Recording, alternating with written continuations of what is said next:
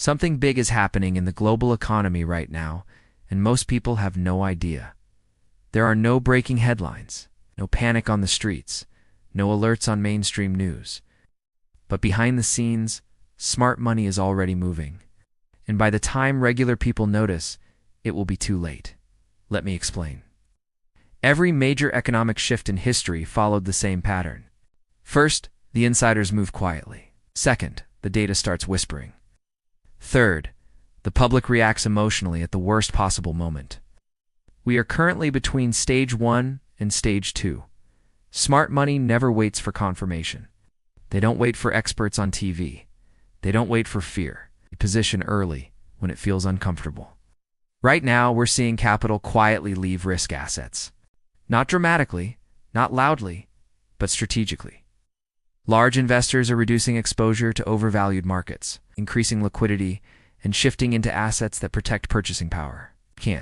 While this is happening, most regular people are still distracted by short-term noise. Stock market up one day, down the next. Inflation cooling, rates may be coming down. That confusion is exactly what smart money thrives on. Because while the public argues about headlines, the cycle continues. Debt levels are extreme. Governments are boxed in. Central banks have limited room to maneuver. This is not a collapse tomorrow story. This is a positioning before pressure story. Smart money understands one thing clearly. You don't prepare when the crisis is obvious. You prepare when everything still looks fine. Look at what's happening quietly. Cash allocations are rising. Physical assets are being accumulated. Long-term bonds are being avoided by those who understand inflation risk. This isn't fear, this is calculation. And here's the uncomfortable truth. By the time regular people feel confident enough to act, smart money will already be exiting. That's how cycles work. The biggest losses don't come from crashes. They come from late reactions. People chase performance. They buy when prices feel safe. They hold when warnings appear. Smart money does the opposite. They buy boredom. They sell excitement. Right now, excitement is still in the wrong places. Social media tells people everything is fine. Influencers promise easy gains. Optimism feels safer than caution. But smart money doesn't care how things feel. They care how things end. And here, another key point most people miss. Smart money doesn't move all at once. They scale, they rotate, they hedge. No panic. No emotion. That's why you won't see dramatic headlines until it's already too late. When regular people finally rush for safety, prices will already reflect that fear.